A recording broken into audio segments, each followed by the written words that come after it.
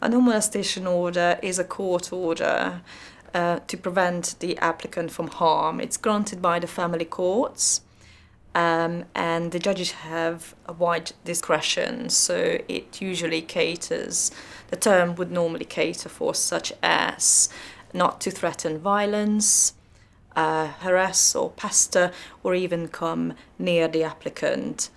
The criteria to make an application for a non-molestation order is essentially the applicant would have to be an associated person with the respondent, which most of the time means that the couple would have to have been in a relationship, they intend to get married, or they are married or in a civil partnership, or they live in one household. What tends to happen is if the applicant is subjected to some sort of harm or threat of harm, however the person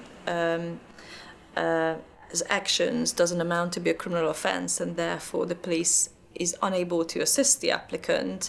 For this reason, the applicant would be able to apply for a non-molestation order as a protective measure. To make an application for a non-molestation order, it has to be made on an application form called the FL401, together with a witness statement. A witness statement should set out a background history of the parties, together with the most recent incidents and the most significant incidents as well. It should follow a chronological order. For this reason, it is really helpful if the applicant keeps a diary. The application has to be sent to the court. Currently, there's no court fee to pay. Once the application is received by the court, they would list a hearing, which usually takes place within a week or two, depending on the court's timetable. At the first hearing, both parties would be required to attend. If the judge who's reviewing the application feels that the applicant would require some sort of protection from harm, then the order is likely to be made.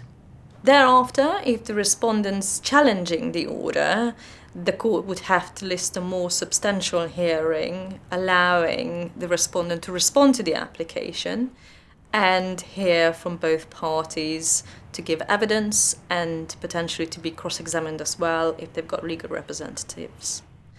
At the final hearing, if the judge decides to keep the order essentially in place, most of the time these orders are made for 1 year. An application for a non-molestation order could also be made on an emergency basis, which would mean if the applicant could be placed in harm if the respondent has notice of the application.